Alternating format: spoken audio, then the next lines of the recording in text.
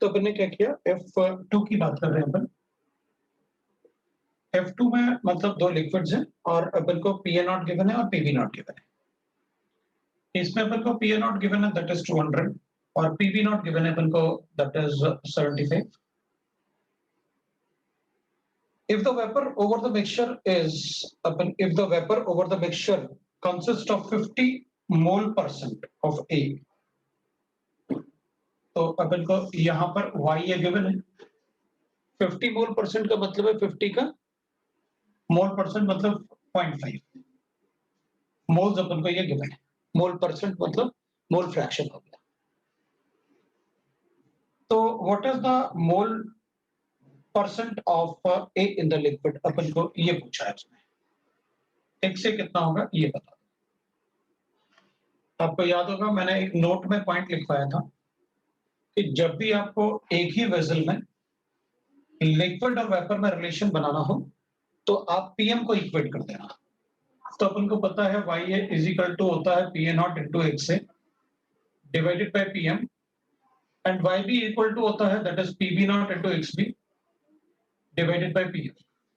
इस PM को equate करने के लिए मैंने कहा था आपसे, तो आप YA इज इक्वल टू लिख सकते हो PA0 into XA divided bye ये PM हो जाएगा। तो PM को अगर अपन दोनों को इक्वेट करें तो YA is equal to PB0 into XB divided by YB लिख सकता हूं।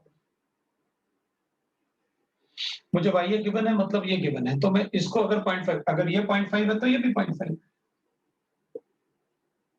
ऑब्वियस सी बात है क्योंकि मोल फ्रैक्शन का सम हमेशा 1 होता है।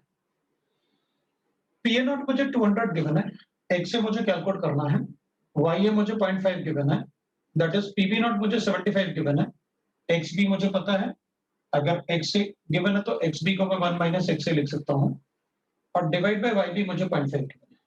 ये लो भाई आपका आंसर आ गया।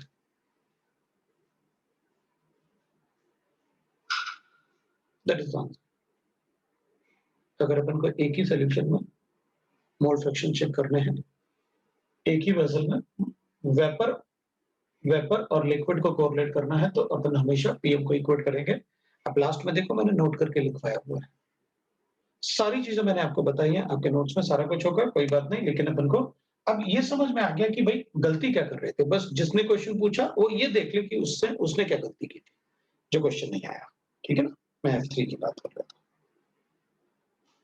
अब इसमें X से आप कैलकुलेट कर लेना, मुझे बताने की जरूरत नहीं। मैं वापस चेक करते हैं, इस टाइप के क्वेश्चन को हमने क्लास में काफी डिस्कस किया। मैं F3 की बात F3 में मुझे गिवन है 2 solutions A and B, again the 2 solutions आते हैं। ठीक है भाई, अपने पास 2 सॉल्यूशंस हैं A and B। The first is known to have 1 mole of A and 3 moles of B। इसमें इसका number of moles A is equal to 1 था और number of moles of B is equal to 3 था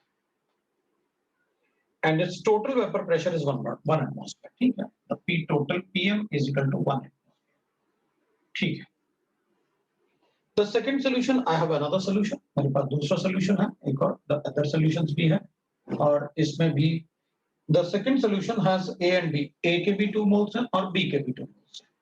इसमें number of moles of A is equal to 2, number of moles of B is equal to 2। ठीक है, its vapor pressure is greater than 1। okay, इसका vapor pressure जो है that is greater than 1, अपन को vapor pressure greater than 1 atmosphere, वो उसका vapor pressure greater than 1 atmosphere अपन को given। But it is found that the total vapor pressure may reduce to 1 atmosphere by addition of 6 moles of C। ठीक है, तो जब अपन इसमें 6 moles of C add करेंगे, moles of C add करेंगे तो vapour pressure 1 atmosphere हो जाएगा। तो vapour pressure will be equal to 1 atmosphere. ठीक है, so but it is found that the total vapor pressure may be reduced to 1 atmosphere by the addition of 6 moles of C, by addition of 6 moles of C। ठीक है, the vapor pressure of C is found to be 0.8 atmosphere। ठीक है, और अपने पास C का vapour pressure जो है that is equal to vapor pressure of C is equal to 0.8 atmosphere। ठीक है, assuming the ideal solutions that these data calculate the vapour pressure of pure A and pure B. ठीक है, बता देंगे अपन। इसके लिए अपन लिख लेते हैं कैसे, PA naught that is PM is equal to PA naught into XA plus PB naught into XB।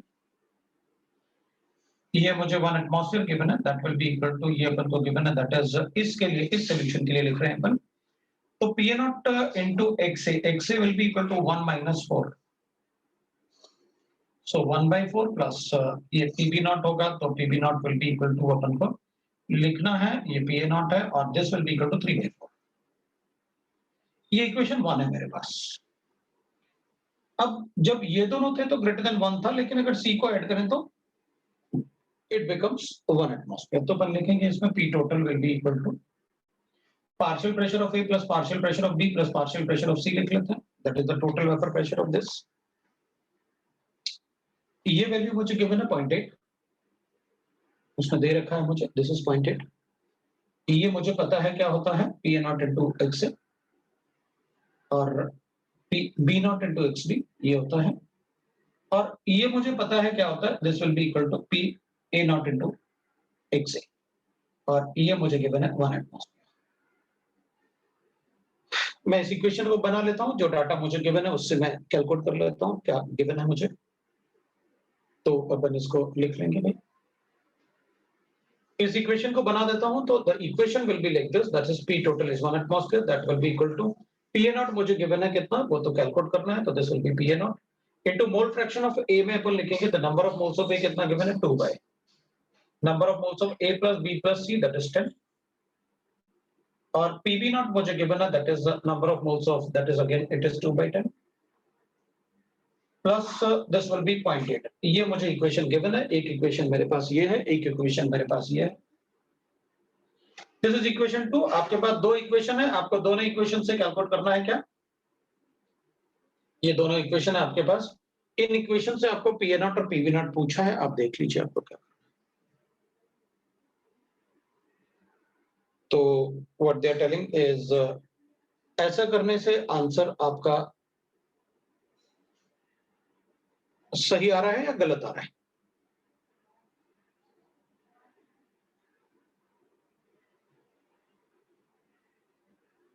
अपने पास एक बार अपन देख लेते हैं क्या कर रहा है ये, मैं एक बार पढ़ लेता हूं फिर अपन देख लेते हैं। Two solutions of A and B are available. The first is known as 1 mole of A and 3 moles of B, and its total pressure is 1 atmosphere. The second is known as 2 moles of A and 2 moles of B. Its vapor pressure is greater than 1. But it's found that this total vapor pressure जो greater than 1 था, may be reduced to 1 atmosphere by adding C, 6 moles of C मैंने add किया 1 atmosphere लिए। The vapor pressure of pure C given है अपन को, oh my god, फिर तो अपना गड़बड़ हो जाता है। ये प्योर C लिखा हुआ है उसने ये थोड़ी लिखा कि C का, उसने अपन को दिया हुआ है इसको, ये अपन को गिवन है PA naught into mole fraction of C।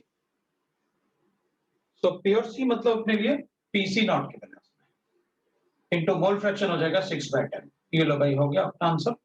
मेरे ख्याल से वो प्योर वर्ड मैं पढ़ना भूल गया, मैंने प्योर वर्ड नहीं पढ़ा था, उसमें सिर्फ प्योर अपन ने C को लिख लिया, उसमें तो गिवन है प्योर C। तो यहाँ पर अपन लिखेंगे vapour pressure of pure C is 0.8 atmosphere. अब तो ठीक है, फिर लिख लेते हैं अपन इसमें, क्योंकि अगर आंसर नहीं आएगा तो कुछ तो गड़बड़ किया होगा। तो 0.2 PA naught into 0.2 आ गया अपने पास, प्लस 0.2 PB naught, और अपने पास आ गया प्लस 0.8 into 0.6। ये लो, ये आप सॉल्व करो, आपको PA naught और PB naught मिल जाएगा।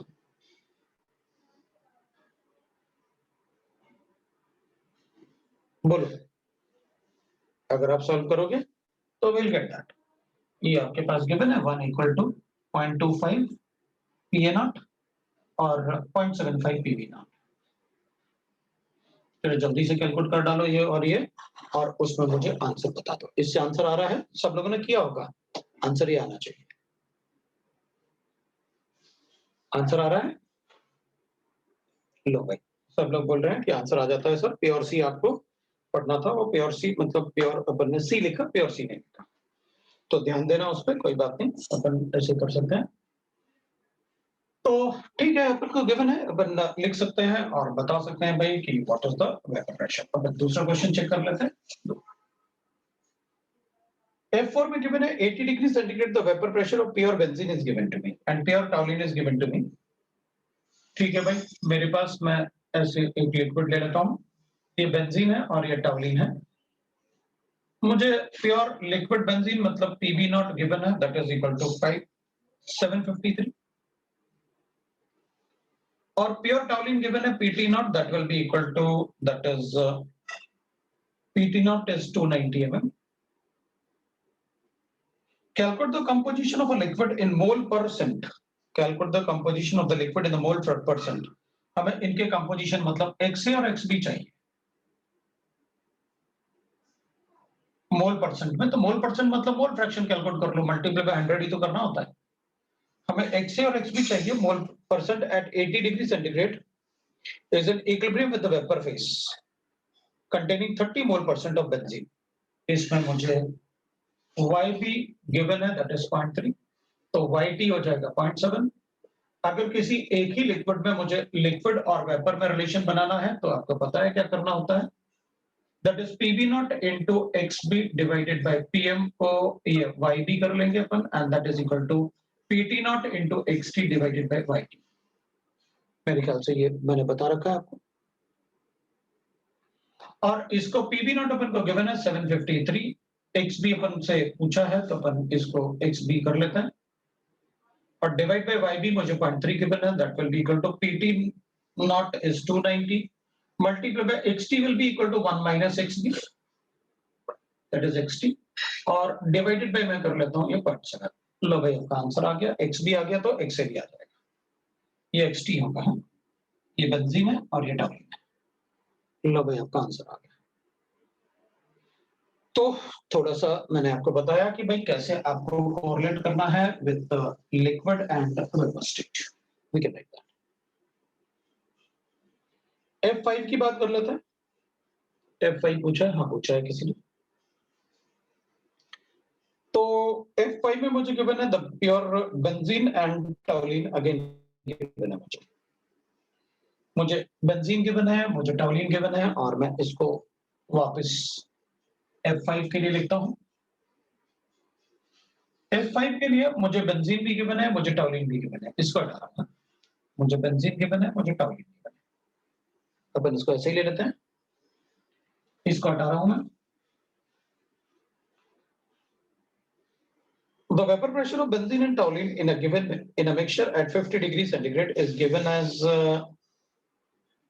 P is equal to, that is 180 XB plus 90, where XB is the mole fraction of benzene को अपन ने लिखा और XT अपन ने mole fraction of toluene लिख लिया। ठीक है। A solution is prepared by mixing 12 mole of benzene. इसके moles given है मुझे, mole fraction इसका number of moles मुझे given है 12 and 8 moles of toluene, मुझे moles of toluene 8 given है। And if the vapors over this solution and the vapors over this solution are removed and condensed, over this solution are removed and condensed into the liquid and again brought to the same temperature. मतलब ये कर रहा है कि यहाँ पर YB और YT था, इसको मैंने कंडेंस किया एक दूसरे लिक्विड में, दैट इज अ कंडेंसेट। अगर कंडेंस करूंगा तो अपन ने बताया था भाई ये YB और YT आएगा, जो यहाँ पर है वो यहाँ पर भी होगा। और again but to the temperature 50 degree centigrade, what is the mole fraction of benzene in the vapour state, मुझे ये बताना है। YB डैश कैलकुलेट करके बताना है, हो जाएगा। आपने बता रखा था, आपने फर्स्ट कंडेंसेट, सेकंड कंडेंसेट, ये सारा कुछ बताया हुआ है। तो मुझे इसमें PA नॉट और PB नॉट, ठीक है कोई बात नहीं, मुझे इक्वेशन गिवन है, मैं कैलकुलेट कर लेता हूं। अब इस इक्वेशन को मैं ऐसे बोल सकता हूं, अगर प्योर बेंजीन होता तो ये 1 होता तो ये 270 हो जाता, और अगर प्योर टॉल्यून होता तो XB को 0 लेना पड़ेगा, क्योंकि उसमें अगर प्योर टॉल्यून है तो बेंजीन नहीं होना चाहिए, तो फिर ये 0 होगा, तो क्योंकि बेंजीन और टॉल्यून दोनों का मिक्सचर इसको फॉलो करता है इस इक्वेशन को।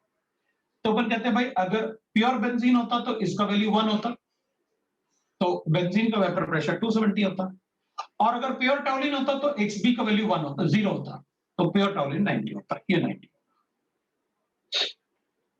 मैं इससे पीएम कैलकुलेट कर सकता हूँ, PB nought into XB plus PT nought into XT. ये मेरे पास 270 गिवन है इंटू 12/20 गिवन है। ये मेरे पास 90 गिवन है इंटू 8/20 गिवन है। ये कैंसिल कर लेता हूँ, ये भी कैंसिल कर लेता हूँ। मेरे पास वाई ए गिवन है, तो मेरे पास ये टोटल प्रेशर आ जाएगा मेरे पास, तो 27 इंटू 12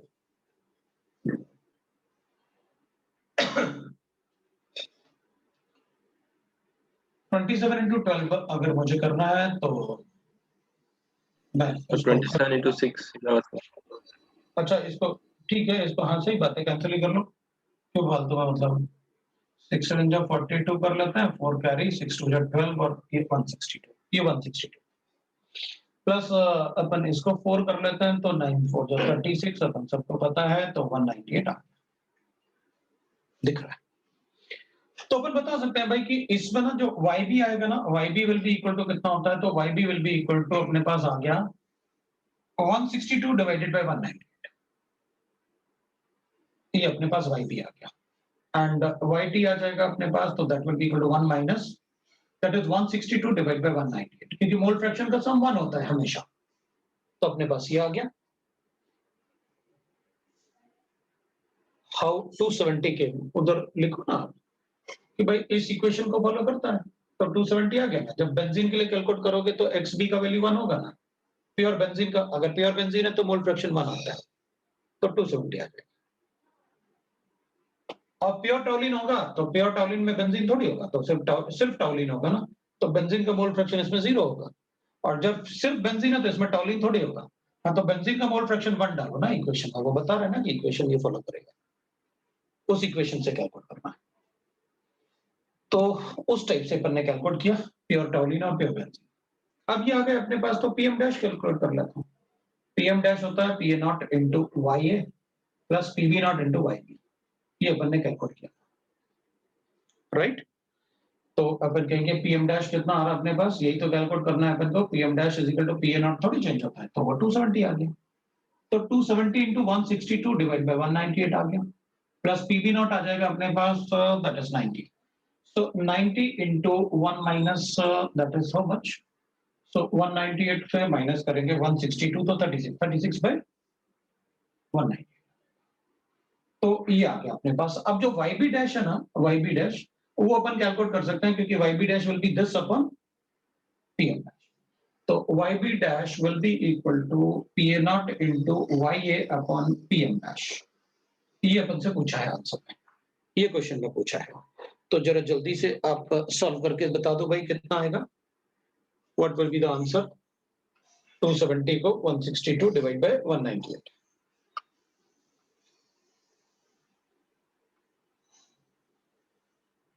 कितना आ रहा है?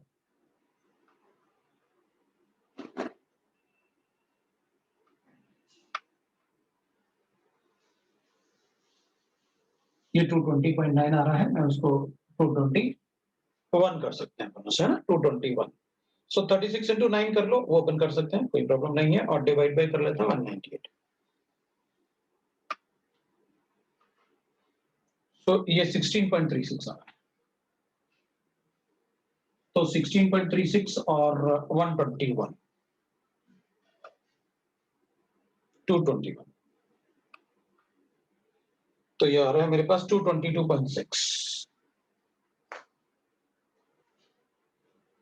ठीक है भाई, ये लो अपना आंसर आ गया, YB इज इक्वल टू आ गया 220.9 डिवाइडेड बाय 222.6, ये लो भैया आपके पास answer, that is the mole fraction. So अपने पास आंसर जो आ रहा है वो आ रहा है 220.9 डिवाइड बाय 226, 2.6 0.9 ही आ गया आंसर, मतलब ऑलमोस्ट सारा ही वेपराइज हो गया, वो आंसर आ रहा है भाई, ये 0.99 ही आ जाएगा। इसमें कुछ ने एडिशन में कुछ गड़बड़ किया, ये 32 होना चाहिए, क्योंकि 10 आ रहा है ना ये, नहीं मैं कुछ तो गड़बड़ हुआ, पर ऐसे करते हैं, एडिशन करना है तो 6 2 3 और वो ना ये 0 हो गया, तो 6 और 3 2 तो 1 और 6 ना 1 कैरी होगा, तो 6 और 1 7 और 3 और 2 237 कुछ 237.26 आ रहा है, इतना है कभी, तो 0.9 के आसपास आ रहा है, मुझे बता देना 0.9 से ज्यादा जाएगा, तो वो कैलकुलेट कर लेना और बता देना कि भाई कितना आंसर आ रहा है जो अपन से पूछा गया। मैंने आपको कंसेप्ट बता दिया कि व्हाट इज द कंसेप्ट जो अपन से पूछा गया। अगर किसी को डाउट है तो वो पूछ सकता है। कंसेप्ट 0.93 नहीं 0.93 होगा। ये आपका आंसर है। तो ये अपन ने डिस्कस किया भाई, और इसमें फिर अपने पास गिवन था, जीवन पूछा है किसी ने। A non-ideal solution was prepared by mixing 30 ml of chloroform and 50 ml of acetone. Comment on the volume. Obviously बात है, नेगेटिव डेविएशन का यही तो एग्जांपल लिया था आपने। इसका मतलब volume is less than 80 ml, क्योंकि एक डाइपोल है और दोनों को अगर मिक्स करेंगे तो आप देखो नेगेटिव डेविएशन में जो मैंने एक्सप्लेन किया ना, तो डिटेल में जो एक्सप्लेन किया था वो यही एग्जांपल था, क्लोरोफॉर्म और एसीटोन। तो आप बता सकते हो उसको, जो वहां एक्सप्लेनेशन दिया था वो यहाँ बता सकते हो। ये आपका सेक्शन जी था। मैंने आपको होमवर्क कहां तक दिया था? हाँ जी भाई, होमवर्क कहां तक दिया था? जी सेक्शन तक। ठीक है, पार्ट 2 में कोई डाउट है तो बताओ। अगर आपको पार्ट 2 में कोई डाउट है तो आप बताओ। पार्ट 2 में कोई डाउट है तो आप बता सकते हैं। E1 पार्ट 2 का डाउट है। E1 में इमिसिबल लिक्विड्स है ना, तो इमिसिबल लिक्विड्स तो बता सकते हैं ना अपन।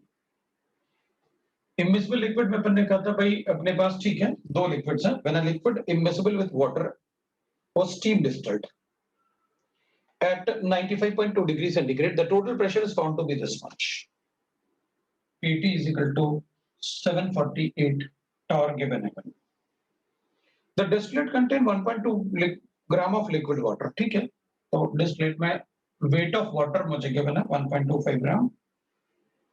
The vapor pressure of the water is given to us, तो मुझे vapor pressure of the water given है मेरे पास, that is equal to how much? 648.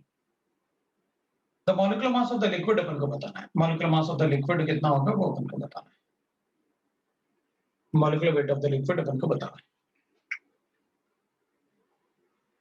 So we can write that molecular weight of the liquid when the liquid, ठीक है, पहले तो अपन लिख लेते हैं कि भाई immiscible liquid के लिए ऐसे लिखना होता है, PNO या PA डिवाइडेड बाय P, इधर वाटर है और एक दूसरा when a liquid that is immiscible in water, तो एक दूसरा लिक्विड ले लेते हैं, तो ऐसे कर लेते हैं, एक वाटर है एक लिक्विड है।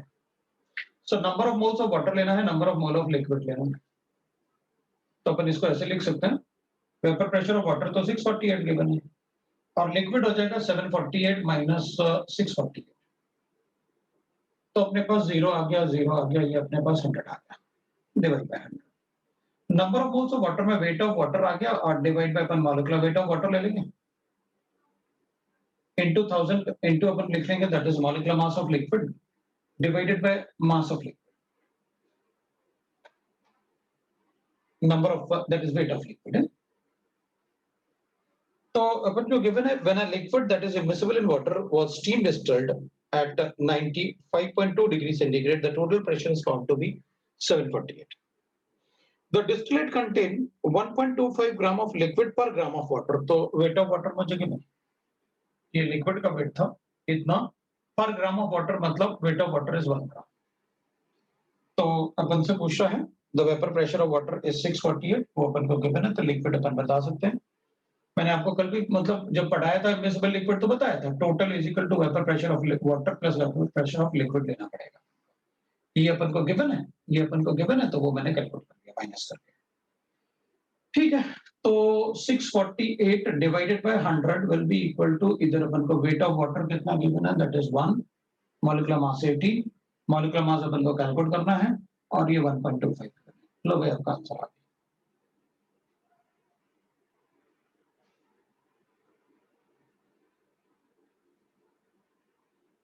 हो गया। अब बताओ क्या करना है। तो बुक में जो डेफिनेशन गिवन है फ्रीजिंग पॉइंट का वो आपको है, वो समझ नहीं आया। हाँ, तो ठीक है, कोई बात नहीं, आप मुझे बता देना बुक में क्या गिवन है तो मैं आपको समझा दूंगा, कोई दिक्कत नहीं। एनसीईआरटी के क्वेश्चंस अपन डिस्कस करेंगे ना, नेक्स्ट वीक अपन एनसीईआरटी के क्वेश्चन डिस्कस कर लेंगे, ठीक है ना। तो उसमें बता देना जो भी डेफिनेशन आपको समझ में ना आए।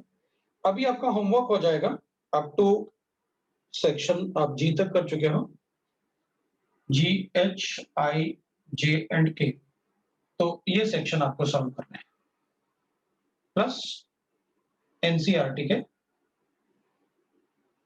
फर्स्ट 20 क्वेश्चन, ये आपको सॉल्व करना है, ये आपका होमवर्क। हाँ, स्टेट की बुक से भी बताऊंगा, सब बताऊंगा, कोई चिंता नहीं। तो एनसीईआरटी के फर्स्ट 20 क्वेश्चन आप सॉल्व कर लो, और जो जिसके पास स्टेट बोर्ड का बुक है वो स्टेट बोर्ड की बुक से फर्स्ट 20 क्वेश्चन कर ले।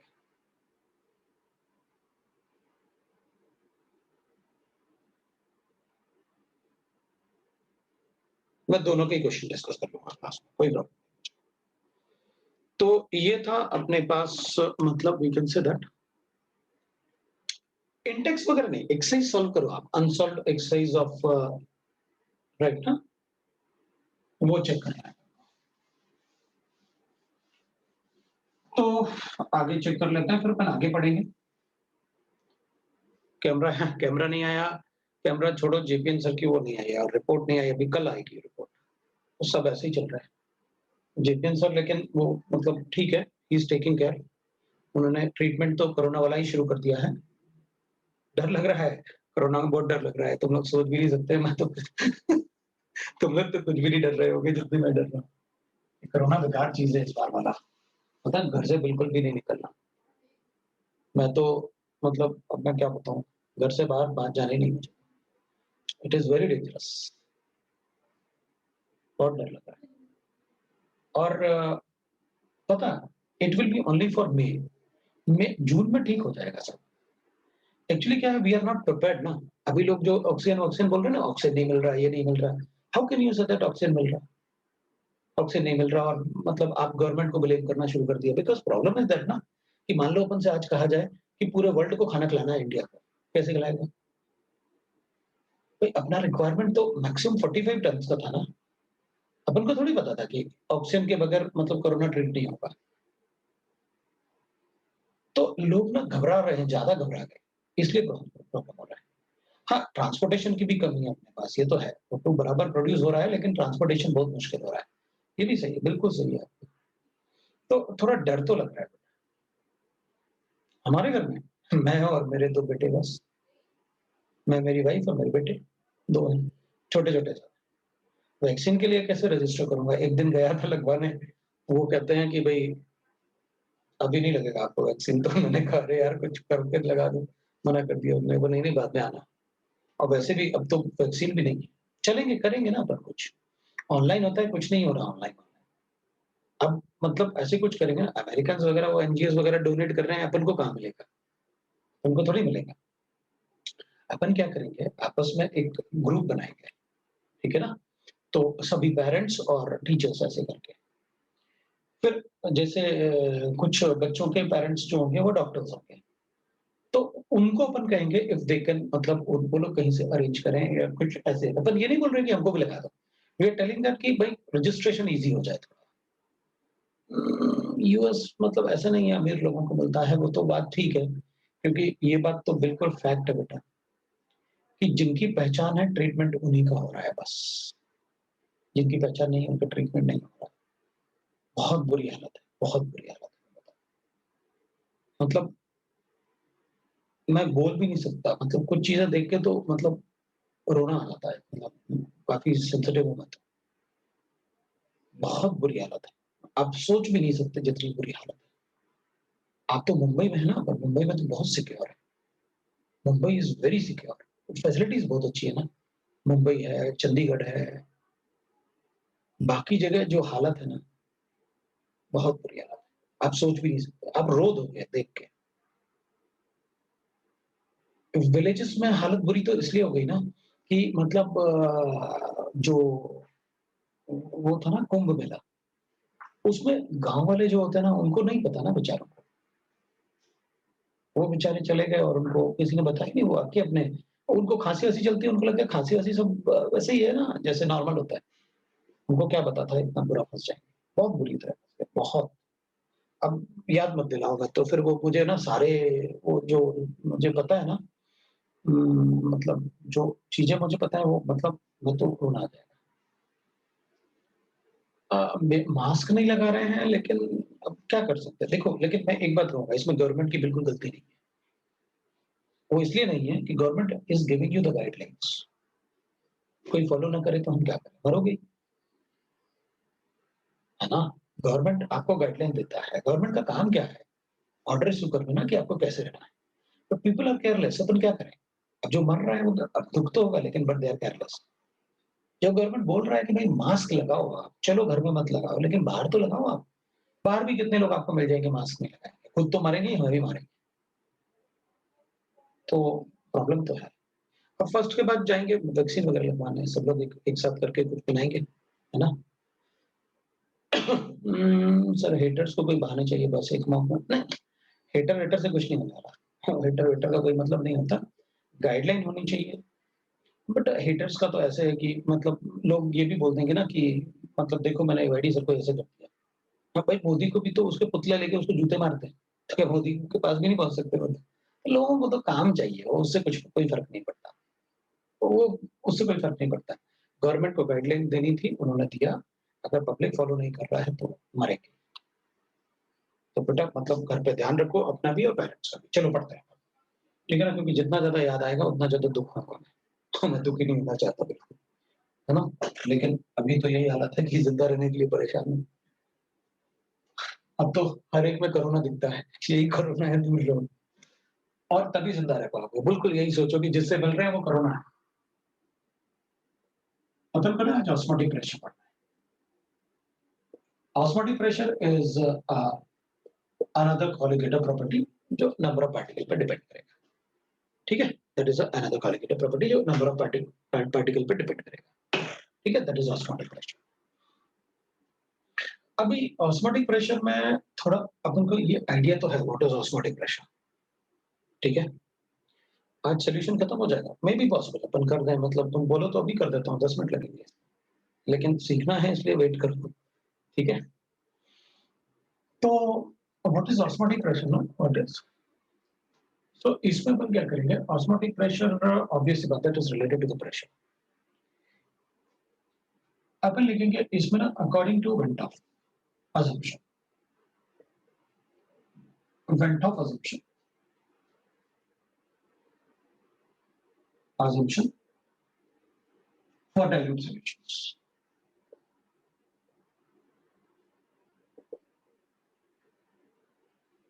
According to Venn of assumption for dilute solutions,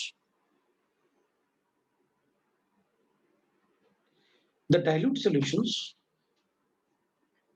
according to Venn of assumption for dilute solution, the solute particle present in the dilute solution. अब तुम लोग लिखो, मैं मतलब डिक्टेट कर देता हूँ क्योंकि एक सेंटेंस है, अपन लिख लेते हैं। पहले तुम लोग लिख लो ये, फिर मैं उसको डिक्टेट कर देता हूँ। According to Venn of assumption for dilute solution,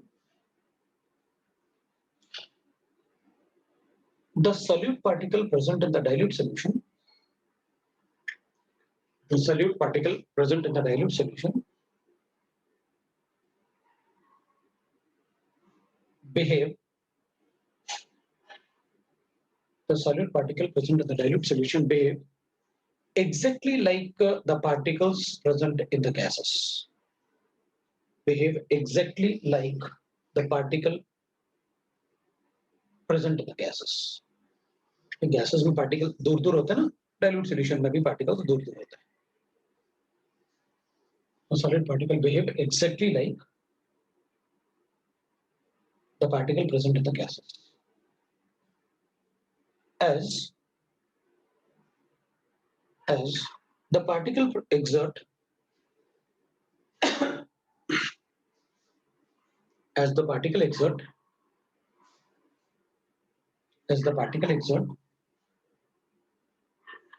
the pressure due to collision on the wall of the container, as the particle exert the pressure due to collision on the wall of the container,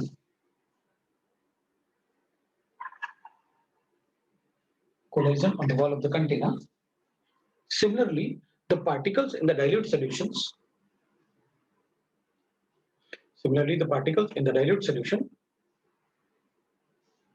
also exert the pressure.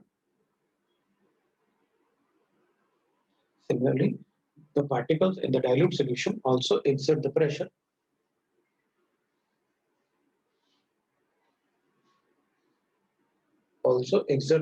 called as osmotic pressure.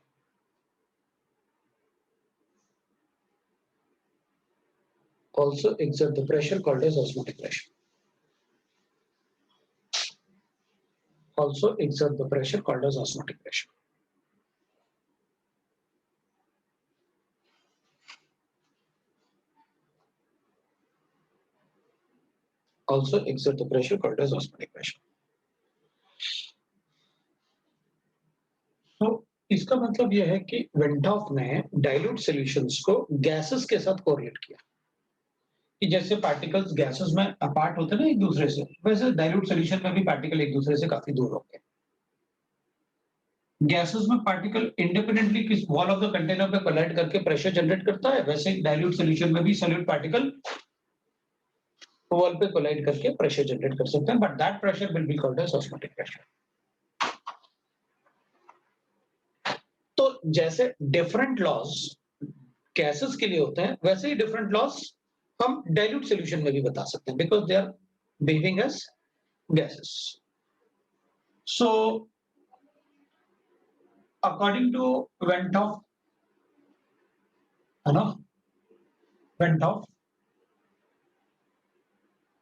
the osmotic pressure will be directly proportional to concentration. अगर concentration ज्यादा होगा तो pressure ज्यादा होगा। जैसे gases में अगर gas का नंबर ऑफ पार्टिकल ज्यादा होंगे तो कोलाइजन ज्यादा होगा, कोलाइजन ज्यादा होगा तो प्रेशर भी ज्यादा होगा। concentration को अपन H by V भी लिख सकते हैं ना, number of moles per litre, that is concentration. So that can be called as pressure inversely proportional to volume, वैसे बता सकते हैं। तो इसको Venthoff-Boyle's law भी बोल सकते हैं। अगर सॉल्यूशन को अपन हीट करेंगे तो प्रेशर बढ़ेगा, so it will be directly proportional to temperature also.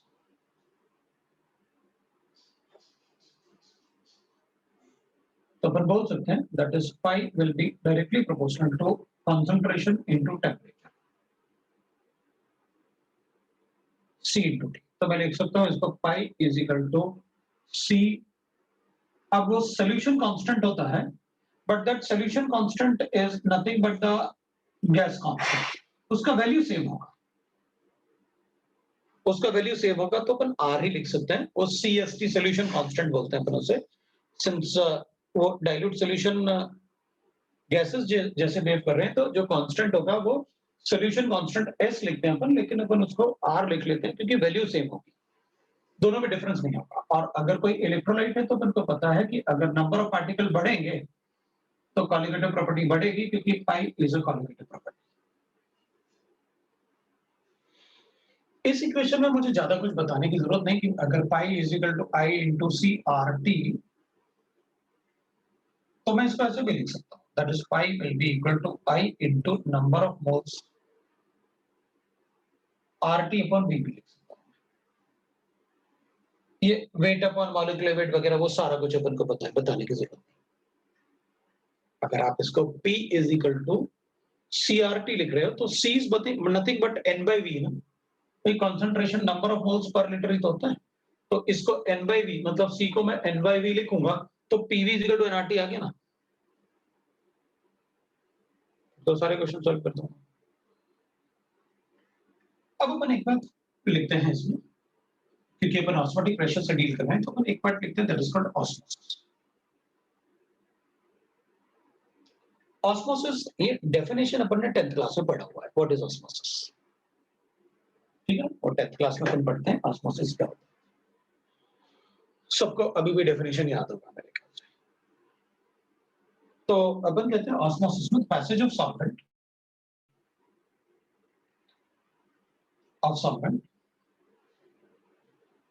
from low concentration to high concentration, to high concentration. The passage of solvent from low concentration to diffusion of water. That is what I'm going to write. So the passage of solvent from low concentration to high concentration through the semi-permeable membrane.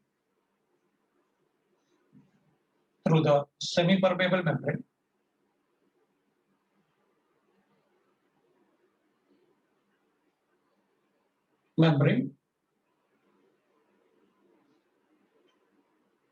Is called osmosis.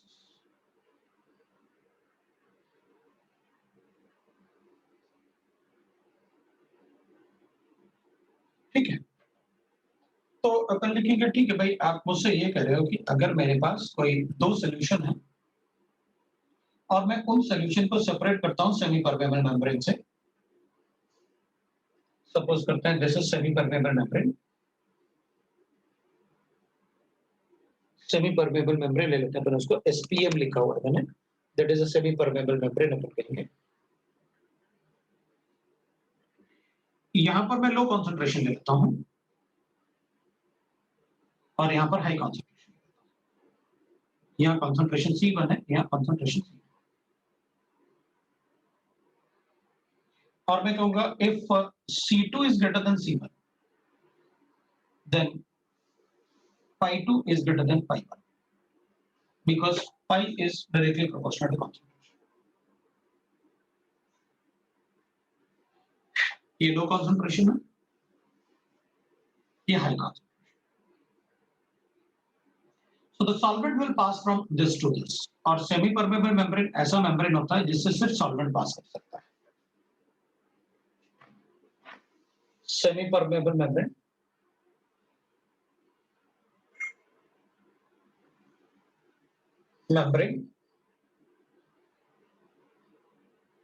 through which only solvent can pass. Through which only solvent can pass.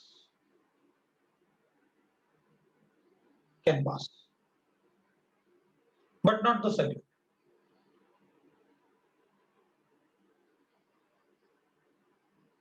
ठीक है ना, but not the solute or ions, वो पास नहीं कर सकते, ठीक है। अब सेमी परमेबल मेम्ब्रेन दो टाइप्स हो सकता है, आर्टिफिशियल भी हो सकता है और नेचुरल भी हो सकता है। आर्टिफिशियल होगा तो क्यूप्रिक फेरोसाइनेट होता है, दिस इज क्यूप्रिक फेरोसाइनेट, कॉपर +2 है, ये भी है, फेरो इसलिए बोल रहा हूं बिकॉज ये भी +2 ऑक्सीडेशन स्टेट होगा, तो मैं इसको क्यूप्रिक फेरोसाइनेट,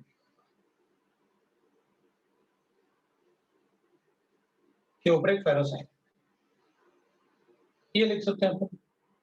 कैल्शियम फॉस्फेट को भी यूज कर सकते हैं अपन semi permeable membrane, calcium phosphate को भी यूज कर सकते हैं सेमी परमेबल। फिर और भी हो सकते हैं पर, लेकिन ये मोस्टली अपन से ये या फिर ये पूछेंगे। नेचुरल भी हो सकता है, तो नेचुरल अपन लिख सकते हैं दैट इज एनिमल स्किन,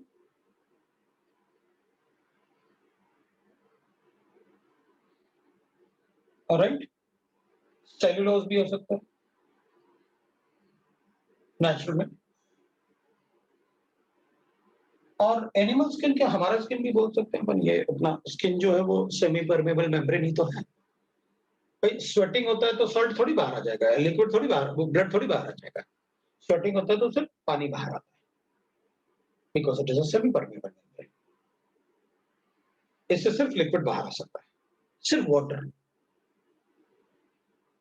लेकिन उससे बाहर ब्लड नहीं आ सकता, उससे बाहर सॉल्ट नहीं आ सकता, उससे सिर्फ लिक्विड बाहर आ सकता है, दैट इज एनिमल ब्लैडर, मतलब एनिमल ब्लैडर, हम भी तो एनिमल ही है, इधर से ऐसे, राइट ना? तो that is semi permeable membrane, ठीक है?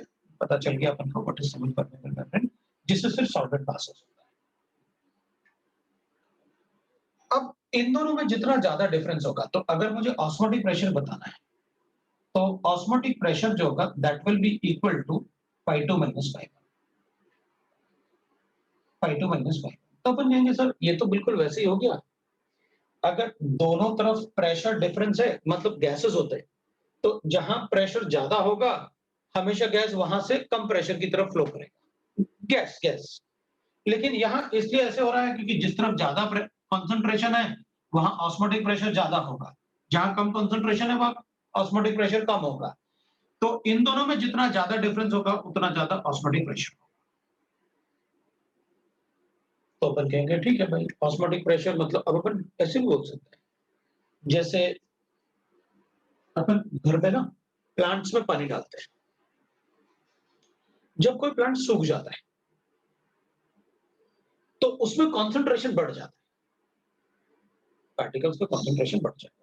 हम जब उसको पानी देते हैं तो इनिशियली तो वो बहुत जल्दी पानी एब्जॉर्ब करता है, व्हाई इट इज सो, क्योंकि ऑस्मोटिक प्रेशर का डिफरेंस बहुत ज्यादा था, वो सूख गया था, उसमें कॉन्सेंट्रेशन ज्यादा था, ये ज्यादा डिफरेंस था तो बहुत स्पीड से वो पानी को एब्जॉर्ब कर रहा था। हमने पॉट में पानी डाला, बहुत स्पीड से एब्जॉर्ब कर रहा था और धीरे धीरे उसका जो पानी एब्जॉर्ब करने का स्पीड है वो कम हो जाता है। बिकॉज कम इसलिए हो जाएगा क्योंकि अगर इसका जैसे ये पानी एब्जॉर्ब करेगा तो इसका कॉन्सेंट्रेशन डिक्रीज होगा, कॉन्सेंट्रेशन डिक्रीज होगा तो उसके बराबर होना शुरू हो जाएगा। तो फिर उस केस में उसका एब्जॉर्प्शन मतलब पानी का फ्लो जो है लो कॉन्सेंट्रेशन से हाई कॉन्सेंट्रेशन में वो डिक्रीज हो जाएगा। फिर धीरे धीरे क्या होता है वो रुक जाता है, जब कॉन्सेंट्रेशन दोनों तरफ ऑलमोस्ट इक्वल हो जाए तो फिर वो पानी फ्लो होना रुक जाता है, that is osmosis. So osmotic pressure अगर हमें कैलकुलेट करना है तो हम कहेंगे भाई दोनों सोल्यूशन में आप कॉन्सेंट्रेशन का डिफरेंस बता दो, मैं ऑस्मोटिक प्रेशर बता दूंगा, कैसे कैलकुलेट करना है। अब मैं ऑस्मोटिक प्रेशर के लिए अब डेफिनेशन बना लेते हैं, what is the definition of osmotic pressure. Osmosis तो पता है तुमको क्या होता है, डेफिनेशन के लिए अपन यही बना देते हैं, ऐसे डेफिनेशन देख मेरे पास ऐसे क्यों, ये सेमी परमेबल मेम्ब्रेन है, अपन ने कहा ये क्लोज वेसल है, इसमें मैंने क्या किया, solution low concentration, low concentration, और यहां पर मैंने हाई कॉन्सेंट्रेशन, ये C2 है हाई कॉन्सेंट्रेशन, इसका ऑस्मोटिक प्रेशर π1 है, इसका ऑस्मोटिक प्रेशर π2 है। मैं क्या करता हूं, ये तो सेमी परमेबल मेम्ब्रेन लगा रखा है, यहां पर मैं ना एक पिस्टन लगा देता हूं, यहां पर मैं एक पिस्टन लगा देता हूं, ये लो कॉन्सेंट्रेशन से हाई कॉन्सेंट्रेशन की तरफ अगर फ्लो करेगा लिक्विड तो ये पिस्टन ऑटोमेटिकली ऊपर जाएगा, और ये पिस्टन ऑटोमेटिकली ऊपर जाएगा कैसे, तो अपन कहेंगे क्योंकि ऑस्मोटिक प्रेशर जो है इज इक्वल टू π2 माइनस π1 का डिफरेंस है। भाई इधर π1 ये π2 बड़ा होगा π1 से क्योंकि C2 बड़ा है C1 से, so C2 is greater than C1, so π2 is π2 is greater than π1, ये अपन बता देंगे, और इन दोनों में जो डिफरेंस है वो ऑस्मोटिक प्रेशर है। अपन क्या करेंगे, हम इस पिस्टन से प्रेशर अप्लाई करेंगे, एक्सटर्नल प्रेशर अप्लाई करेंगे। हम कितना प्रेशर अप्लाई करें कि यहां से यहां सॉल्वेंट फ्लो ना करे, मतलब आप चाहते हैं कि ऑस्मोसिस ना हो, तो आपको इतना प्रेशर अप्लाई करना पड़ेगा, जिस प्रेशर से ये लिक्विड वाटर यहां से यहां आना चाहता है उतना ही प्रेशर अगर आप इस पे अप्लाई करके रखोगे तो ये लिक्विड यहां पास नहीं होगा। सो अपन कहेंगे ठीक है, ऑस्मोटिक प्रेशर का डेफिनेशन क्या बता दें, तो अपन कहेंगे the pressure applied on the high concentrated solution so that the passage of solvent from low concentration to high concentration will not take place is called osmotic pressure। भाई ये liquid यहां से यहां आना चाहता है और वो आएगा, लेकिन हम क्या करेंगे, उसे कंप्रेस करके रखेंगे। कितना कंप्रेस करके रखेंगे? जिस फोर्स से ये यहां से यहां आना चाहता है। The pressure applied on the high concentration side. तो अपन लिखेंगे ऑस्मोटिक प्रेशर क्या होता है? The pressure applied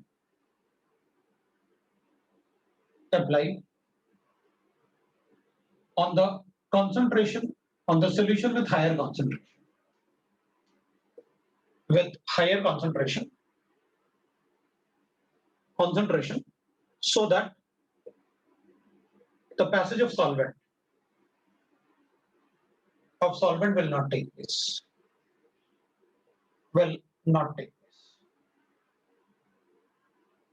is called osmotic pressure. तो अपन कहेंगे ठीक है भाई, ये P एक्सटर्नल है और वो ऑस्मोटिक प्रेशर के बराबर है, तो no osmosis. If P external is equal to the osmotic pressure, there is no osmosis. Right? मेरे ख्याल से everything is clear. अगर मान लो अपन कहेंगे P external is less than osmotic pressure, मतलब इसके डिफरेंस से हमने कम लगाया, तो फिर पैसेज ऑफ सॉल्वेंट होगा, ऑस्मोसिस।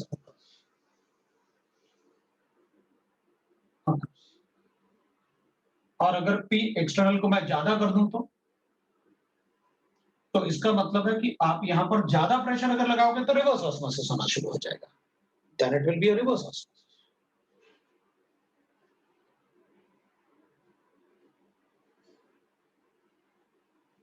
ऑस्मोसिस।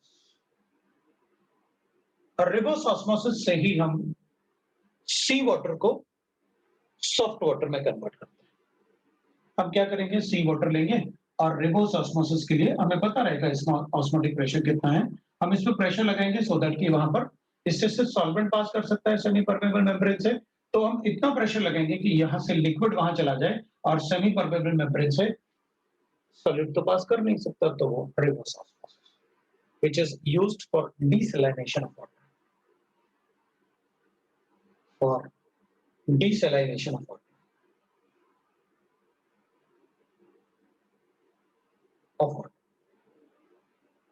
और रिवर्स ऑस्मोसिस से अपन सलाइन वाटर, मतलब सी वाटर को अपन सलाइन वाटर बोलते हैं, उसका डीसैलिनेशन करना है, मतलब उससे अगर हार्डनेस ऑफ वाटर रिमूव करना है तो अपन रिवर्स ऑस्मोसिस कर लेते हैं, दैट इज रिवर्स ऑस्मोसिस।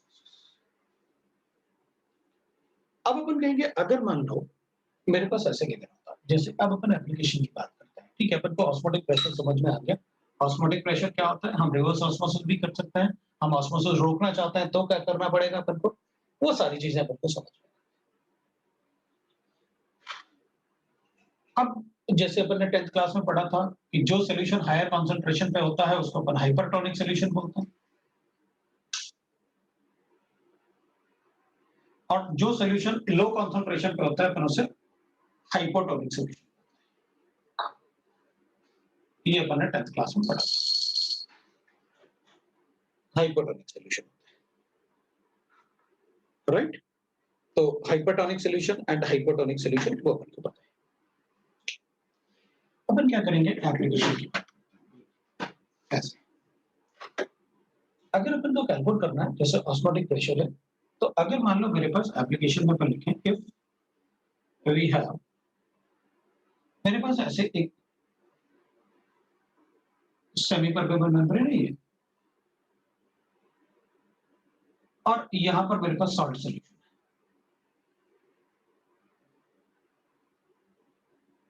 और यहां पर मैं वाटर रख लूं, सिर्फ वाटर, बस बताओ क्या होगा।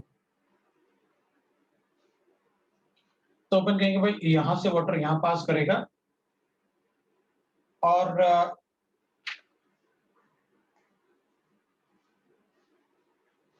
यहां से वाटर यहां पास करेगा, इसका हीट बढ़ता जाएगा और इसका हीट कम होता जाएगा। तो अपन कहेंगे सारा का सारा वाटर इधर आ जाएगा, तो अपन कहेंगे ठीक है, अगर ये ओपन है तो सारा वाटर तो नहीं आएगा उधर, क्योंकि मुझे यहाँ पर एटमॉस्फेरिक प्रेशर को भी कंसिडर करना होगा, भाई अपन यहाँ पर एटमॉस्फेरिक प्रेशर को भी कंसीडर करेंगे ना, क्योंकि एक ऑस्मोटिक प्रेशर होगा इधर, इधर थोड़ी ऑस्मोटिक प्रेशर होगा, क्योंकि यहाँ तो प्योर लिक्विड है ना, सॉल्यूशन के लिए होता है। जब वहाँ कॉन्सेंट्रेशन होगा तो अपन कहेंगे वहाँ पर ऑस्मोटिक प्रेशर होगा। वाटर का थोड़ी ऑस्मोटिक प्रेशर होगा। हाँ, लेकिन अपन कहेंगे जब यहाँ पर वाटर इधर जाएगा, क्योंकि इधर भी एटमॉस्फेरिक प्रेशर है और इधर भी एटमॉस्फेरिक प्रेशर है। तो जब यहाँ से वाटर वहाँ उतना चला जाएगा कि जितना ये प्रेशर, क्योंकि जैसे-जैसे वाटर इधर जाएगा इसका वैल्यू कम होगा। मान लो पाई अपने पास गिवन है 2 एटमॉस्फेयर। तो अपन कहेंगे यहाँ भी 1 एटमॉस्फेयर है, यहाँ भी 1 एटमॉस्फेयर है। मतलब यहाँ पर क्या होगा, ये पाई का वैल्यू 2 एटमॉस्फेयर हो गया। तो यहाँ टोटल हो गया, ये भी 1 एटमॉस्फेयर, 2 ये 3 हो गया और यहाँ पर 1 एटमॉस्फेयर। तो अपन क्या करेंगे, यहाँ से वाटर यहाँ जाएगा तो इसका वैल्यू कम होता जाएगा। जैसे ही इसका वैल्यू 2 एटमॉस्फेयर जो है खत्म हो जाएगा, तो दोनों तरफ जो होगा वो एटमॉस्फेयर प्रेशर के बराबर ही ऊपर से प्रेशर यहाँ भी लग रहा होगा, यहाँ भी लग रहा होगा। तो पैसेज ऑफ सॉल्वेंट स्टॉप हो जाएगा। सारा वाटर उधर नहीं जाएगा। भाई वाटर में क्या होगा, भाई जितना ऑस्मोटिक प्रेशर से ये पुल कर रहा होगा उतना ही जाएगा, उसके बाद रुक जाएगा, क्योंकि यहाँ भी 1 एटमॉस्फेयर लग रहा होगा, यहाँ भी 1 एटमॉस्फेयर लग रहा होगा। जैसे प्लांट में होता है, ऐसे थोड़ी होता है कि आप कहोगे कि प्लांट में कितना भी पानी डालते जाओ। भाई मान लो अपने पास ऐसे प्लांट है, तो ऐसे थोड़ी होता है कितना भी पानी डालते जाओ सारा पानी वो एब्जॉर्ब करता जाएगा। नहीं, अपन क्या कहेंगे, भाई इसका कॉन्सेंट्रेशन जैसे ही, मतलब ऐसा थोड़ी होता है कि वहां 0 कॉन्सेंट्रेशन हो जाता है। नहीं, अपन क्या कहते हैं कि भाई उसका वेट भी तो होगा ना, फोर्स भी तो लग रहा होगा ना, ग्रेविटेशनल फोर्स। तो ये वाले फोर्स मतलब क्या होगा, ये वाला फोर्स और ये वाला फोर्स जो इसकी वजह से लग रहा है, पानी की वजह से लग रहा है, जब वो बैलेंस हो जाएंगे तो पानी एब्जॉर्ब करना प्लांट बंद कर देगा। मैं भी यही कह रहा हूँ कि भाई जब तक ऑस्मोटिक प्रेशर है तब तक तो ये इधर आएगा, लेकिन जैसे ही, क्योंकि इधर भी 1 एटमॉस्फेयर है, इधर भी 1 एटमॉस्फेयर है, तो इधर जो लिक्विड, क्योंकि इसका हाइट बढ़ेगा और इसका हाइट कम होगा, तो ये जो हाइट आएगा ना इधर, इस हाइट को आप प्रेशर के टर्म में कैलकुलेट कर लो, दैट इज ऑस्मोटिक प्रेशर। ये डी क्या है, डेंसिटी ऑफ सॉल्यूशन, जी क्या है, ग्रेविटेशनल फोर्स, एच क्या है, हाइट, द इक्विलिब्रियम हाइट, क्योंकि ये डिक्रीज होगा, यहाँ पहुंच जाएगा हाइट और इसका हाइट इधर बढ़ जाएगा। तो ये जो हाइट में चेंज आया वो वाटर इधर से इधर जाएगा, तो इधर जाने से इसका हाइट बढ़ गया और इसका हाइट कम हो गया, तो यहाँ पर फोर्स भी तो लग रहा होगा mg, तो हमने उसको डेंसिटी ऑफ सॉल्यूशन से कैलकुलेट कर लिया। That is. तो जैसे इसमें भी फोर्स लग रहा होगा, तो ऐसे थोड़ी होगा सारा वाटर वो एब्जॉर्ब कर जाएगा। नहीं, ऑस्मोटिक प्रेशर अपन कैलकुलेट कर सकते हैं उस केस में, रो जी एच से कैलकुलेट कर सकते हैं अपन। हाँ, अगर अपन ऐसे बोलते हैं कि देखो मेरे पास अगर ऐसे होता, मतलब कि अपन ने एक ऐसे, ये सेमी परमेबल मेंबर है, दोनों को कंपेयर करते हैं। मैं कहता हूं भाई ये सेमी परमेबल मेंबर है और मैं कहता हूं यहां पर वाटर है, प्योर वाटर, और यहां पर मैंने सोल्यूशन ले रखा है, सॉल्ट सोल्यूशन, ये सॉल्ट सोल्यूशन, सोल्यूशन है, ठीक है। और मैं इसको ना सेमी परमेबल मेम्ब्रेन नहीं लगाता हूं, ऐसे रखता हूं, वो भी नहीं लगाया, और उसमें मैंने इसको ऐसे ना, ऐसे एक प्लेटफॉर्म पे ऐसे रख दिया, अपन एक प्लेटफॉर्म ले लेते हैं और इस प्लेटफॉर्म पे अपन ने इसको रख दिया और इसको ना मैंने कवर कर दिया ऐसे। तो अपन क्या करेंगे, अपन कहेंगे देखो ये है सोल्यूशन और यह प्योर वाटर, इसका वेपर प्रेशर ज्यादा होगा और ये वेपर प्रेशर होगा सोल्यूशन का, ये ज्यादा वेपराइज होगा, इधर वेपर प्रेशर कम होगा इस पे। तो क्या होगा, दोनों तरफ वेपर प्रेशर इक्वल होगा तो इक्विलिब्रियम आएगा। तो क्या होगा, अपन कहेंगे यहां से वेपर, इधर ज्यादा वेपर आया बिकॉज ये पी नॉट होगा, यहां से वेपर ज्यादा आए और इधर आके कंडेंस हो गए, इधर से वेपर आए और इधर आके कंडेंस हो गए, इधर और कब तक चलता रहेगा ये, जब तक दोनों तरफ वेपर प्रेशर इक्वल ना हो जाए। तो अपन कहेंगे भैया ये तो प्योर वाटर है, इसका वेपर प्रेशर कभी इसके इक्वल नहीं हो पाएगा, तो फिर हमेशा ये वेपराइज होता रहेगा और यहाँ आके कंडेंस हो जाएगा, क्योंकि यहाँ वेपर प्रेशर कम है, इन दोनों का कॉन्सेंट्रेशन कभी इक्वल नहीं हो पाएगा। तो क्या होगा, सारा का सारा वाटर इधर आके इधर आ जाएगा। वो क्यों, क्योंकि ये प्योर वाटर है, वेपराइज होता रहेगा हमेशा और इसका वेपर प्रेशर हमेशा ज्यादा होगा, और जब वो वेपर्स इधर आएंगे तो कंडेंस हो जाएंगे। वो कंडेंस क्यों हो रहे हैं, ताकि दोनों तरफ कॉन्सेंट्रेशन इक्वल हो जाए। तो फिर अपन कहेंगे ये यहाँ वेपराइज होके इधर आ जाएगा, फिर ये यहाँ वेपराइज होके इधर आ जाएगा, तो सारा वाटर इधर आ जाएगा, तो बाहर नहीं निकलेगा। नहीं, आपने इसको कवर कर रखा है, तो बाहर कैसे जाएगा? सारा का सारा वाटर इसमें आ जाएगा। वो पॉसिबल है। इधर ऐसा पॉसिबल इसलिए नहीं कि सारा का सारा वाटर उधर चला जाएगा, रीजन क्योंकि उसमें जितना mg इधर लगेगा ना, mg उसके बराबर वाटर को इधर रखना पड़ेगा, उस फोर्स के बराबर। हाँ, नॉर्मल टेम्परेचर पे इवेपोराइज होगा। टेम्परेचर की तो बात ही नहीं कर रहे, पर नॉर्मल टेम्परेचर मतलब किसी भी टेम्परेचर पे होगा इवेपोराइज। आप रख के देख लेना घर में। थोड़ा टाइम लगेगा, लेकिन आप रख के देख सकते हो घर में। ठीक है ना? तो ये वेपर प्रेशर तो अपन बता सकते हैं। अब अगर मान लो मुझे ऐसा दिखा, मैं इसको ऐसा दूसरा एप्लीकेशन, मान लो एक एग्जांपल ले लेता हूँ ऐसे, ठीक?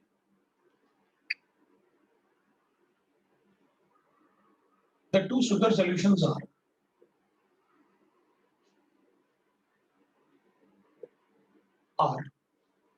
placed in a inverted jar.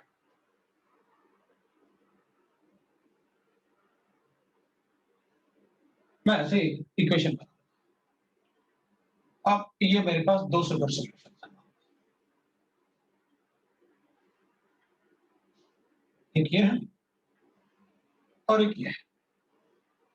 दोनों को मैंने ऐसे कवर्ड इन्वर्टेड जार में रखा हुआ है, ऐसे रख देता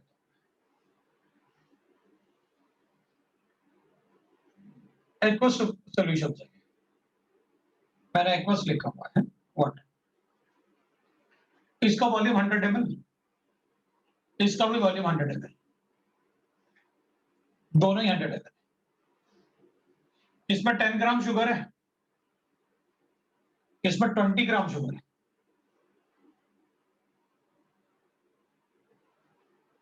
कैलकुलेट वॉल्यूम ऑफ वाटर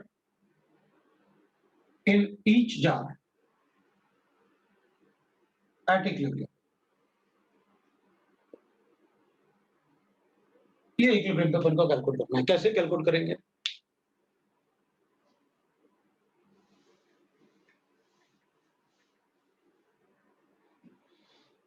तो अपन कहेंगे देखो भाई, दोनों में वॉल्यूम तो सेम है, लेकिन इसका कॉन्सेंट्रेशन कम है। अगर कॉन्सेंट्रेशन कम है तो वेपराइजेशन ज्यादा होगा। अगर वेपराइजेशन ज्यादा होगा तो ये वेपर बन के इधर आएगा, क्योंकि इधर वेपराइजेशन कम है, मतलब ये लिक्विड उधर जाएगा। और इक्विलिब्रियम कब आएगा? जब दोनों का ऑस्मोटिक प्रेशर सेम हो जाएगा, तो इक्विलिब्रियम आ जाएगा। मतलब दोनों का कॉन्सेंट्रेशन सेम हो जाएगा, तो इक्विलिब्रियम आ जाएगा। और जब इक्विलिब्रियम आएगा, when you know that when pi 1 is equal to pi 2, it is called isotonic solution। उसको अपन आइसोटोनिक सॉल्यूशन कहते हैं। मतलब इक्विलिब्रियम पे हमेशा आइसोटोनिक सॉल्यूशन बन जाएगा। ठीक है, n बाय v1 लिख लेता हूं, n by v2। Number of moles इसके कितने हो जाएंगे? तो 10 by sugar is molecular mass 340। Volume इसका कितना हो जाएगा? 100 ml था तो 100 माइनस 6 कर लेता हूं, क्योंकि ये कंसंट्रेशन देख के ये तो पता चल ही जाएगा कि इधर से वॉल्यूम कम होने वाला है, उधर उधर बढ़ने वाला है। इधर number of moles 20 bye molecular mass वैसे कैंसिल हो रहा था, तो नहीं भी लिखते तो भी चलता। ये 100 प्लस x कर लूंगा, क्योंकि यहाँ वॉल्यूम बढ़ेगा।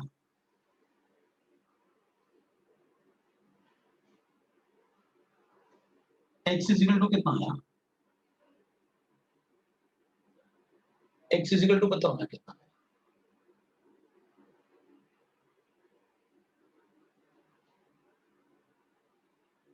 x इज इक्वल टू कितना आएगा?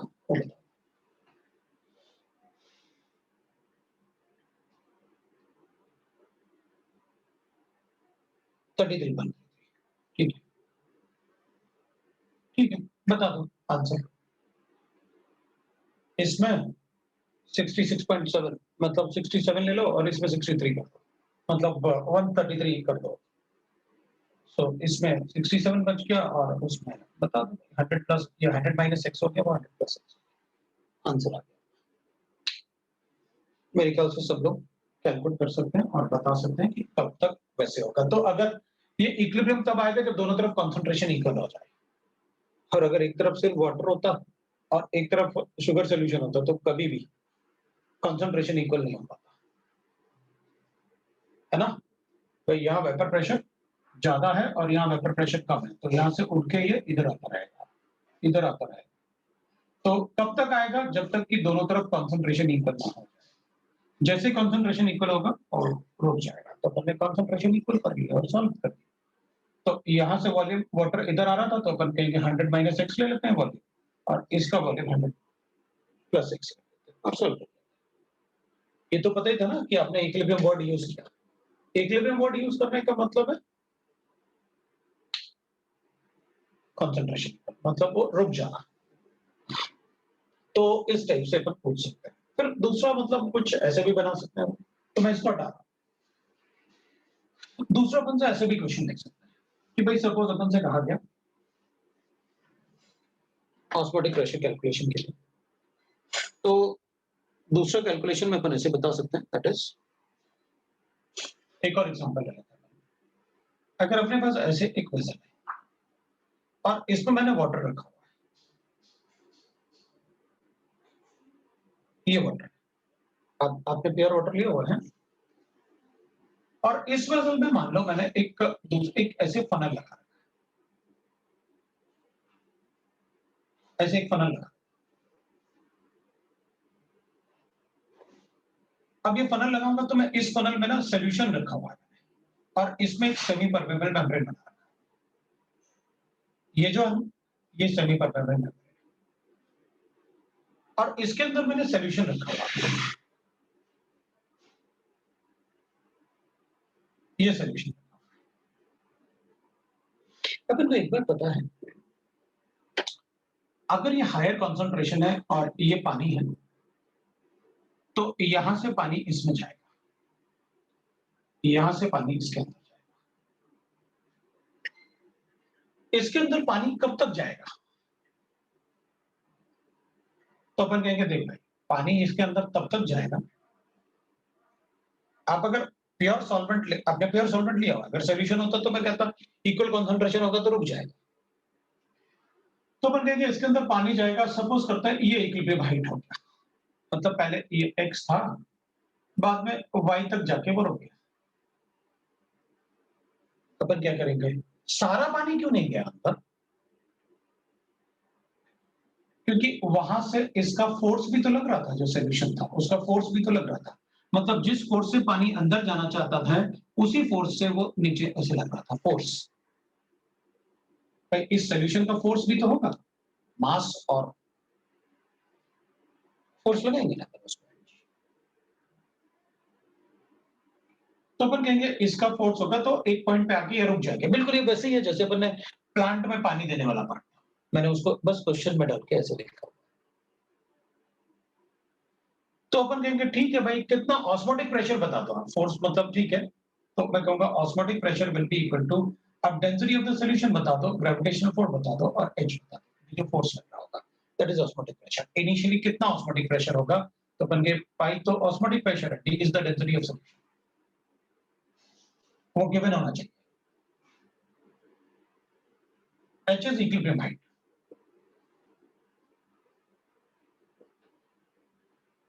डेंसिटी ऑफ सॉल्यूशन जब वो x तक था, h इज इक्विलिब्रियम हाइट मतलब जितना कितना ये ऊपर जाएगा वो ऑस्मोटिक प्रेशर लगा होगा, g इज ग्रेविटेशन।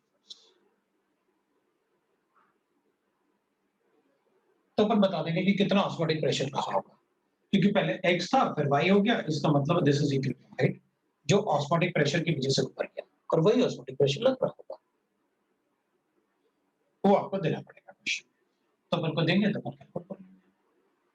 इवन अपन इसमें ये भी कर सकते हैं कि pi is equal to I, non electrolyte होता तो आई सी आर टी कर सकते हैं, मतलब इसको यहाँ यूज भी कर सकते हैं। तो इससे अपन ये बता सकते हैं कि ये n बाई वी जो है ना, इनमें से अगर कुछ कैलकुलेशन पूछेंगे तो वो भी बता देंगे। इनमें से क्या पूछेंगे, मैं कितना टेम्परेचर पे ये ऑस्मोटिक प्रेशर जनरेट होगा बता, नंबर ऑफ मोल्स देने पड़ेंगे, और नंबर ऑफ मोल्स नहीं दोगे तो मैं इसको डेंसिटी के फॉर्म में लिखूंगा,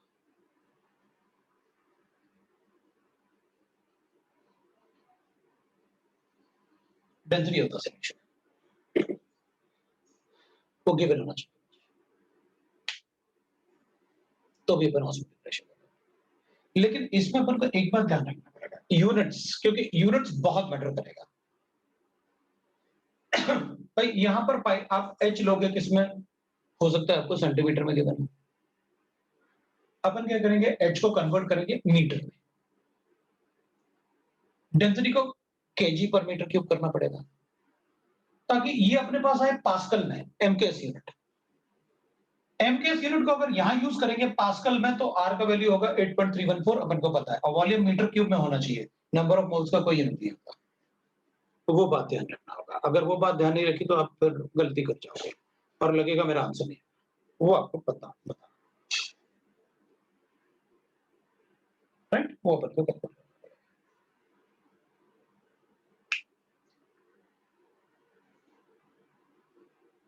फिर ऑस्मोटिक प्रेशर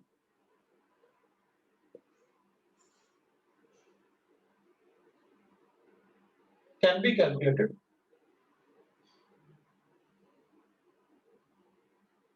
experimentally by, वैसे बेस्ट मेथड होता है बार्कलेज एंड हार्टलेज मेथड,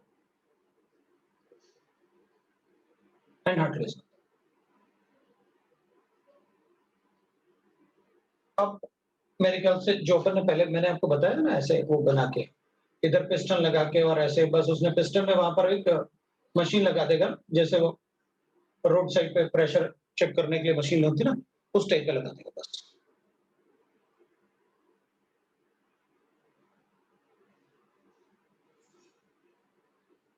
यूनिट आपकी मर्जी, आप जो चाहे चूज करो, मुझे फर्क नहीं पड़ता, आप ऐसा यूनिट चूज करो, आप सीजीएस यूनिट चूज करो, आपकी मर्जी, आप जो चाहे यूज करो, लेकिन ध्यान रखना कि यहाँ पर आर है और वहां पर अपन को जी यूज करना है, मुझे कोई फर्क नहीं पड़ेगा, आपकी जो मर्जी यूज करो, यूनिट गड़बड़ नहीं होना चाहिए, क्योंकि आर का वैल्यू अपन को पता है क्या लेना होता है, शुरू में सीखा हुआ ना अपन ने इंट्रोडक्शन टू केमिस्ट्री में कि आर का वैल्यू कब क्या होता है। तो अपन को बस एक मेथड आना चाहिए कि नाम पता हो, कि मतलब Barclays हार्टलेज method, Townsend method,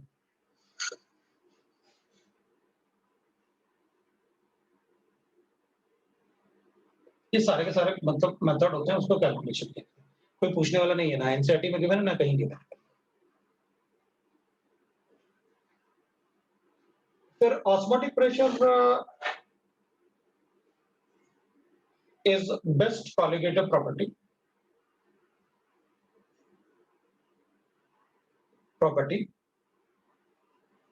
to calculate molecular weight of unknown number.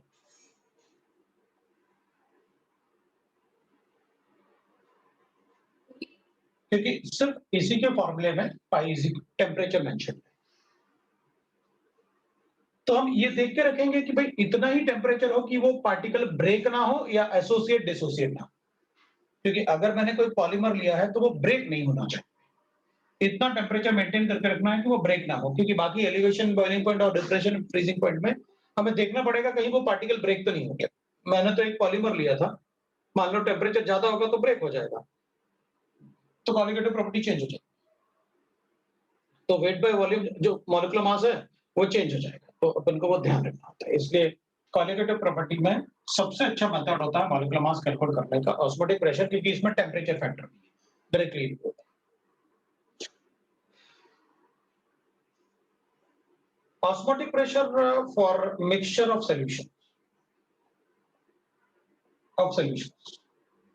आप डायरेक्टली आप क्या कर सकते हो, टोटल ऑस्मोटिक प्रेशर को ऐड कर सकते हो आप डायरेक्टली, सोल्यूशन 1 प्लस सोल्यूशन, आप सीधे सम अप कर सकते हो। इसके लिए अपन लिख सकते हैं that is I1 C1RT plus I2 C2R। तो अपन इसमें लिख सकते हैं that is I1 C1 plus I2 C2 into R, आप ऐसे लिख सकते हैं। पर एक ही सोल्यूशन में जब अपन सोल्यूशन कोई बनाएंगे तो उसके टेम्परेचर अलग अलग थोड़ी हो सकते हैं, आर का वैल्यू अलग थोड़ी हो सकता है, कॉन्सेंट्रेशन अलग हो सकता है, आई का वैल्यू अलग हो सकता है कि भाई मैंने एक नॉन इलेक्ट्रोलाइट मिक्स किया और एक इलेक्ट्रोलाइट मिक्स किया, ठीक है, दो अलग अलग इलेक्ट्रोलाइट होंगे तो आई का वैल्यू उसके हिसाब से ले लेंगे। तो आप डायरेक्टली ऐड कर सकते हैं। So this is about your osmotic pressure part. अब pi is equal to CRT, कितना भी क्वेश्चंस होगा अपन कैलकुलेट कर सकते हैं, क्योंकि वी नो दैट कि अगर pi is equal to ICRT है, मैं इसमें क्वेश्चन दे सकता हूँ आपको कोई भी ऐसे, मैं अब दे देता हूँ मैग्नीशियम क्लोराइड है और उसका आई का वैल्यू तुमको पता है कैसे कैलकुलेट करना है, एक पर्टिकुलर टेम्परेचर पे उसका वेट दे देता हूँ, मॉलिक्यूलर वेट से डिवाइड करके आप मोल्स कैलकुलेट कर लोगे और वॉल्यूम दे देता हूँ या सीधा कंसंट्रेशन दे देता हूँ कि बताओ इसका 0.1 मोल है at 25 degree 27 degree centigrade, assuming 80% dissociation. ठीक है, बताओ ऑस्मोटिक प्रेशर कितना होगा इस सॉल्यूशन का।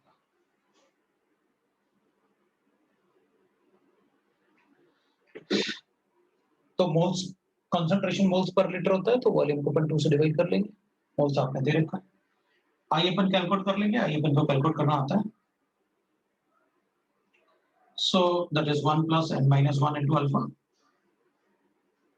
आइए कैलकुलेट कर लेंगे।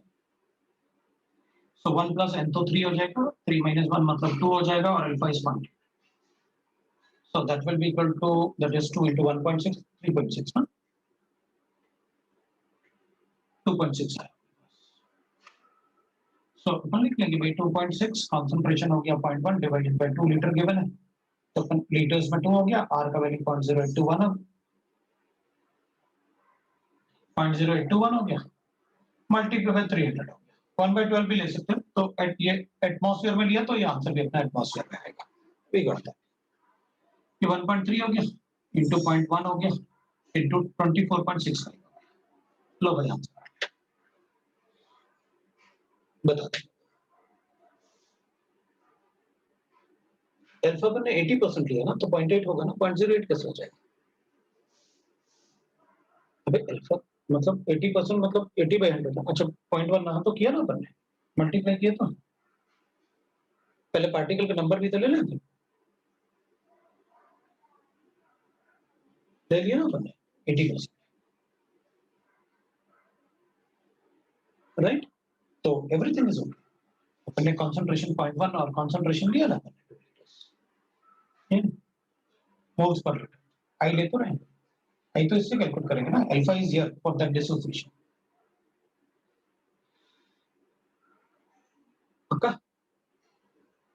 सो इस टाइप के क्वेश्चंस अपन को सॉल्व करना होता है। That is about the osmotic pressure. ये आपका चैप्टर खत्म हो। अब आपके डाउट्स बचे हुए हैं, आप अप टू सेक्शन के आपको करके लाना। तो जी तक अपन ने किया, एच आई जे के मैंने आपसे कहा, part 1 of exercise 1 and part 3 of exercise 1 ये भी सॉल्व कर लेना। पार्ट 3 ऑफ एक्सरसाइज 1 शायद इसमें गिवन नहीं है, देख लेंगे अपन, अगर है तो आप सॉल्व करो। थर्मो डाउट्स नेक्स्ट टाइम करेंगे ना, इसके डाउट खत्म करके नेक्स्ट टाइम थर्मो के डाउट कर लेंगे, नेक्स्ट टाइम इसको खत्म करके थर्मो के डाउट्स कर लेंगे, और थर्मो के डाउट आप बता देना तो कर लेंगे, कोई दिक्कत नहीं। तुम लोग तो करके लाओ, मुझे क्या प्रॉब्लम है डिस्कस करने, मैं तो चाहता हूँ डिस्कस हो जाए, मेरा काम खत्म होगा ना, तो मैं डिस्कस कर लूंगा, कोई प्रॉब्लम नहीं, मुझे तो डिस्कस ही करना है। तो नेक्स्ट टाइम अपन डिस्कस करेंगे, डाउट डिस्कस करेंगे, सारे क्लास में डाउट डिस्कस करेंगे जितना भी डिस्कस हो सकता है, क्योंकि उसके बाद में एक्सरसाइज 2 और 3 भी देने वाला हूँ उसका, फिर ओसी भी शुरू करेंगे उसमें। हाँ ओसी की क्लास कब, अब तुम लोग टेंशन मत लो, ऐसे बार बार मत पूछो ओसी की क्लास कब होगी, ये कब होगा, वो कब होगा। 31 अक्टूबर, बस अपन को टेंशन नहीं लेना।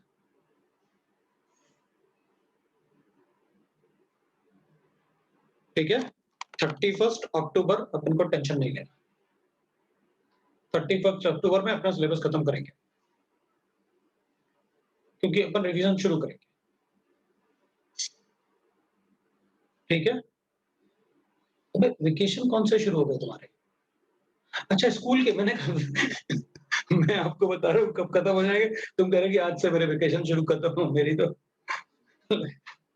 मुझे तो डर गया मैं तो कि यार कौन सा वेकेशन कब किसने दे दिए। अच्छा सबके वेकेशन शुरू हो गए ना 1 मंथ के। हाँ, सबका वेकेशन शुरू, क्लास मॉर्निंग शुरू, मज़ा आ गया अब तो।